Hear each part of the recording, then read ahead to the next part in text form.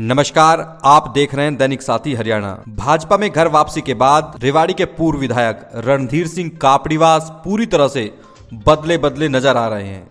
अनुशासन कहें या फिर कोई मजबूरी, कापड़ीवास अपने धुर विरोधी केंद्रीय राज्य मंत्री राव इंद्रजीत सिंह के साथ भी कदमताल करने को तैयार दिख रहे हैं। हालांकि वह इसमें शर्तें भी जोड़ दे रहे हैं। इतना ही नहीं, एम्स निर्माण के लिए सीएम के अलावा गुरुग्राम सांसद का आभार भी करते हुए देखे गए। वहीं जब भतीजे को राजनीतिक विरासत सौंपने का सवाल आया तो इस पर स्पष्ट जवाब दिया, लेकिन विधानसभा चुनाव को लेकर सवाल आते ही कापड़ीवास अटक रहे हैं और एक बार फिर से ताल ठोकते हुए दिखाई दे रहे हैं। वहीं इस बार कापड़ीवास बगावती तेवर की बजाय फूंक पर बोल रहे हैं। वहीं 16 फरवरी को प्रधानमंत्री नरेंद्र मोदी द्वारा एम्स शिलान्यास को कापड़ीवास ने दक्षिण हरियाणा के लिए उत्सव बताया। बता दें कि पूर्व विधायक रणधीर सिंह कापड़ीवास शनिवार को सर्कुलर रोड स्थित अपने कार्यालय में भतीजे मुकेश कापड़ीवास के जन्मदिन के अवसर पर आयोजित कार्यक्रम में पत्रकारों से रूबरू हुए थे। राजनीति का मतलब यही होता है कि चुनाव से पहले कम से कम अपने जो नाराज हैं या किसी कारण से बिछड़ गए उनको जोड़ें, और ये हर कोई करता है, हर पार्टी करती है, बल्कि हर कैंडिडेट भी करता है। अगर मैं एक प्रत्याशी हूँ तो मेरे साथी अगर कोई बिछड़ गए, किसी बात से नाराज गए, तो मैं उन्हीं के पास पहले जाऊँगा उनको मनाने के लिए। ये कोई बड़ी बात नहीं है, ये तो ऐसा होता है और मनाना चाहिए भी और बुलाना चाहिए भी, जोड़ना चाहिए भी, ताकत पार्टी की बढ़ानी भी चाहिए। टिकट को लेकर इस बार भी बड़ी विकट स्थिति दिखाई दे रही है, क्योंकि 1,100 बीमार वाली चीज अब नजर आने लगी है रेवाड़ी में विधानसभा चुनाव को लेकर। तो इसमें क्या सके, जिस पार्टी में जितने ज़्यादा एस्पायरेंट होंगे, जितने ज़्यादा टिकट मांगने वाले होंगे, वो ये सिद्ध करता है कि ये पार्टी यही जीतेगी, इन्हीं की सरकार बनेगी। ये पहचान है। आपकी क्या रणनीति है, आपका क्या रूप है, क्या सोचते? देखो, अभी पहले पार्लियामेंट का चुनाव है और पार्लियामेंट के चुनाव में के बाद कई परिस्थितियां बदलती हैं। ये उस समय बाद विधानसभा की बात तो उस समय करेंगे, और ना ये सोच के मैं पार्टी में गया, और मैं हाँ जी कि हम आमंत्रित करें 16 तारीख को, जब एम्स में इतना बड़ा, जिसकी हम इंतज़ार कर रहे थे, सारा क्षेत्र इंतज़ार कर रहा था, उस एम्स को बनाने में कितनी ज़्यादा शक्ति लगी है, कितने लोगों ने अपनी ताकत लगाई है, ये बड़ा विषय है। और आज वो इच्छा पूरी होके जब मोदी जी ने फिक्स कर दिया है 16 तारीख, तो उसके लिए हम सभी को, मैं अपनी तरफ से, अपनी पार्टी की तरफ से, अपने सब साथियों की तरफ से आह्वान करता हूं कि ज़्यादा से ज़्यादा संख्या में लोग मोदी जी का धन्यवाद देने, उनका आभार प्रकट करने के लिए 16 तारीख को जरूर आएँ। हम सब का आह्वान करते हैं, क्योंकि इस मामले में ना कोई पक्ष है और ना विपक्ष है। विपक्ष को भी आना चाहिए, ये बड़ा काम है, सबका साथ देने का काम है, और इसको उत्साह के तरीके से एक, जैसे क्या कहते हैं, त्यौहार के रूप में मनाया जाना चाहिए। उसमें सबका योगदान है, मेरा अकेले का नहीं, किसी और का नहीं, सबका योगदान। सबने मुख्यमंत्री जी से हाँ करा ली थी। उसके बाद बावल जलसे में ये मांग उठाई गई, हमारे सांसद के द्वारा आग्रह किया मुख्यमंत्री से, मुख्यमंत्री जी ने उसको मंजूर करते हुए घोषणा कर दी। तो इतने बड़े काम के लिए आपके सारे विधायक और हम सब लोगों की इच्छा, जनता की भावना के क्षेत्र में कोई विकास, बड़ा काम हो, मुख्यमंत्री जी का सबसे बड़ा आभार, हमारे सांसद का भी आभार कि उन्होंने भी यथायोग सहयोग दिया। बाकी इसमें और लोग, जैसे मनेठी संघर्ष समिति, उसको भी बहुत बहुत बधाई।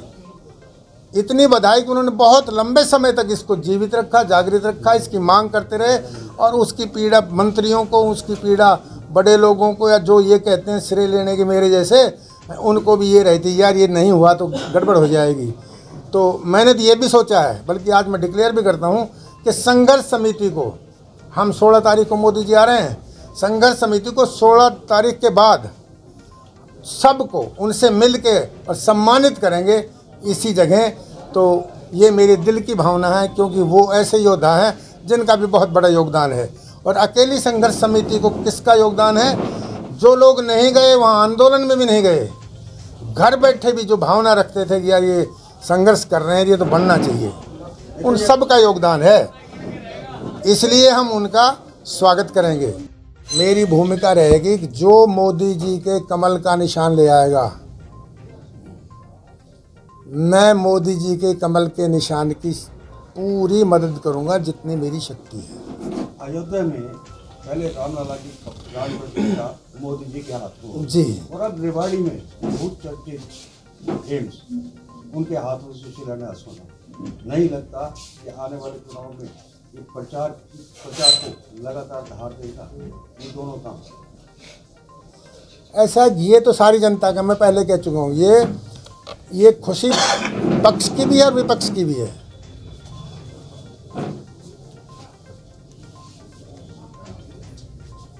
चुनाव की धार तो मोदी जी के जो काम, बड़े बड़े काम हैं, ये कह रहे हैं चुनावी रैली मान के चले इसको, क्योंकि आने वाले लोकसभा चुनाव के बारे में चुनावी रैली के तौर पे इसको प्रेजेंट, मैं तो इसको त्योहार मानता हूँ, रैली या चुनावी रैली नहीं मानता। लेकिन विपक्ष तो लगातार कह रहा है कि उधर रामलला की प्राण अच्छा, विपक्ष और एम्स दोनों ही। अरे विपक्ष को मारोगे, कुछ भी नहीं करने दोगे, कुछ तो कहेगा।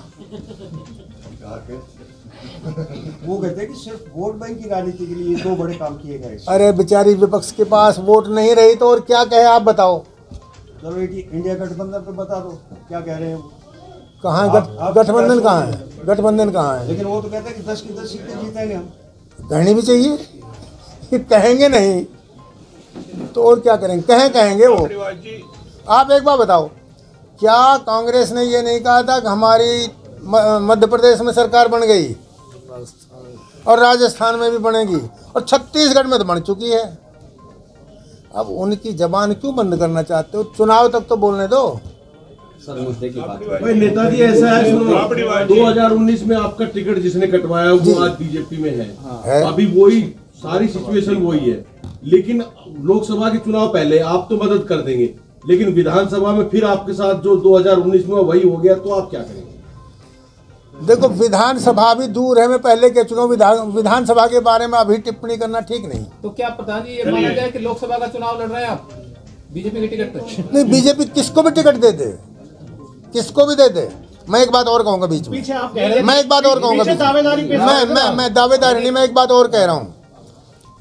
2014 में और 2019 में दोनों बार मैंने एक बात कही थी कि किसी साधारण से साधारण कार्यकर्ता को टिकट मिल जाए, साधारण से साधारण को, जिसको शायद कोई नहीं जानता हो, मोदी जी के जलवे के कारण, मोदी जी की हवा से, मोदी जी के नाम पर राष्ट्र निर्माण के लिए वो ही जीत जाएगा, छोटे से छोटा, आदमी से अदना आदमी। जीत तो थी 19 में क्या हुआ फिर? कहाँ 2019 में? नहीं, मैं ये कह रहा हूँ, जीते कि नहीं उसमें? सांसद। प्रधान जी, यदि लोकसभा के चुनाव में आरती राव को यदि पार्टी टिकट दे देती तो आपका क्या रुख रहेगा? मैं ये कह रहा हूँ, कोई भी व्यक्ति जो कमल का निशान लेके आएगा, मैं उसकी मदद करूंगा, कमल की मदद करूंगा, मैं मोदी जी की मदद करूंगा। विधायक जी, ये थोड़ा स्पष्टता से जानना चाह रहे हैं, राव इंद्रजीत सिंह को टिकट मिली तो आप क्या मदद करेंगे? उनके परिवार के किसी व्यक्ति को टिकट मिली तो भाई टिकट की आज पता नहीं, आप लोग पत्रकार हैं, इतने सीनियर लोग हैं, आपको पता है कि आज पार्टी कोई भी चमत्कार कर सकती है। बड़े से बड़े लोगों की टिकट कटी है, बड़े से बड़े लोग ठिकाने पे लगाए गए, बड़े से बड़े लोग का अच्छा हिसाब हुआ है। मैं ये नहीं कहता, बाकी मैं ये कहता हूँ, जो टिकट जो ले आएगा, सिंबल कोई भी ले आए, वो एक आदमी का नहीं, व्यक्ति विशेष का, कोई भी ले आएगा। तो बात जोड़ दो ना, राव की टिकट भी कट सकती है क्या? यार ऐसा है कि मैं अब तो पार्टी में आ गया, मैं पहले घना ही बोल दिया, आप भी पार्टी में भी मेरे को कहलवा। कल राव का जन्मदिन भी है, आपने पार्टी फिर ज्वाइन कर ली, क्या राव से फिर मुलाकात करेंगे? फिर जाएंगे रामपुरा हाउस, बधाई देने के लिए जाएंगे? तमाम नेताओं को बताया जा रहा है, वहाँ बुलाया जा रहा है बर्थडे में। देखो, ऐसा मेरे पास तो कोई सूचना है नहीं, तो ना मेरे पास। आपके सीनियर नेता आपकी पार्टी के? यार एक बात बता, सीनियर नेता खूब मनाओ, मैं मना कब करता हूँ? तो आप जाएंगे नहीं जाएंगे पार्टी के? अभी भी उनसे 36 का आंकड़ा रहेगा। देखो 99% तो मुझे कोई इनवाइट नहीं करेगा। और जब एक बात बता, मैं मेरे भतीजे का आज जन्मदिन है, मैं उसको नहीं कर रहा इनवाइट। चलिए आपके भतीजे पे पूछ लेते हैं। आज आपके भतीजे का कुल मिलाकर हम लोग ये जानना चाह रहे हैं कि आपका हमेशा राव इंद्रजीत से 36 का आंकड़ा रहा और आपने हमेशा उनकी कार्यशैली पर भी सवाल उठाए। तो अब जो लोकसभा चुनाव आ रहे हैं, अब वो लड़ते हैं। अब का जवाब एक है भाई, मेरी टिकट कटी, इट वॉज एन एक्सीडेंट, कोई कटने का कारण नहीं था। मैंने काम भी किया था और मुझे टिकट मिलती तो कम से कम 1 लाख वोट से मैं जीतता, सब जानते हैं, जीत निश्चित थी। कटवाने वाले ने अगर कटवाया तो हमने उसका जवाब देने का भरसक प्रयास किया और मिल भी गया, उनको तो मिल गया, नुकसान पार्टी को हो गया। उस टिकट काट के अगर पार्टी का ही नुकसान किया है तो उस नेता को आप क्या मानोगे। अब रही आगे की बात, भाई जैसा बर्ताव वो करेंगे, अगर वो मेरे साथ अच्छा बर्ताव करेंगे तो उनसे 100 गुना अच्छा करूंगा। अगर वो मेरे से इतना सा थोड़ा खराब करेगा तो मैं ज़्यादा खराब करूंगा। जवाब ये है। अच्छा, दूसरा जैसा रेसिप्रोकल है ये। नुकसान तो पार्टी का ही होगा। किसका नुकसान तो पार्टी का ही होगा ना। नहीं, पार्टी का मैं पहले कह चुका हूँ, जो फूल ले आएगा उसी को दूंगा। आज जिस मुद्दे पे आपने प्रेस कॉन्फ्रेंस करी, आपके भतीजे का बर्थडे है, क्या उनको अपनी राजनीति विरासत सौंपेंगे? नहीं, मैंने एक बात नहीं, इसमें ये मैंने पहले कह चुका हूँ, बार बार कह चुका हूँ, मुकेश को मैं थोपूंगा नहीं। और नेता जिस तरह से अपने बच्चों को थोपने का प्रयास करते हैं, उनकी अपनी मानसिकता है। मेरी एक बात है, वही जवाब है। मुकेश मेहनत करे, हिम्मत करे, लोगों से मिले, लोगों का दिल जीते, उनसे प्यार ले और प्यार दे। अच्छा, और अपनी टिकट का इंतजाम करे। कल को पार्टी पूछ ले टिकट आपको चाहिए, मुकेश को चाहिए, तो क्या दोनों में सजेस्ट करें? यार भाई, मैंने ये कह रहा, पहले तो पार्लियामेंट का चुनाव होगा, उसके बाद विधानसभा का आएगा। और इतनी पहले कोई गारंटी है इन चीजों की? मैं पार्टी फिर सुनील मुसेपुर को टिकट दे दे एक बार, क्योंकि पिछली बार वो कम वोटों से हारे थे, 1300 वोटों से रह गए थे, तो पार्टी एक बार फिर चांस ले ले। देखो, कार्यकर्ता को, छोटे से बड़े को, सुनो मेरी बात सुनो, कार्यकर्ता वो भी मैं असली बीजेपी की बात कर रहा था। पहले जो बात हुई थी, किसी को मिलती है अपन साथ है, और किसी वैसे आदमी को मिलती है ना तो मरे मन से अपने घर बैठ जाएंगे, तो फिर यानी कि बगावत हो जाएगी, घर बैठ जाएंगे। क्योंकि आप लोगों ने पार्टी को कहते हैं, जब ज्वाइन कर लेते हो बोला हमारी माँ है, हम पार्टी में समर्पित हैं। अरे लेकिन जैसे टिकट कटती है एकदम से रूठ जाते तो मैंने पहले बता दिया ना, बाद में रूठने कहाँ बात होगी। मगर अगर किसी हमारी पसंद के आदमी को टिकट नहीं मिलती है और वो मैं देखता हूँ पार्टी में भी उसकी उपयोगिता नहीं है और गलती से मिल जाए या कोई दबाव में मिल जाए, तो मैं अपने घर बैठ जाऊँगा।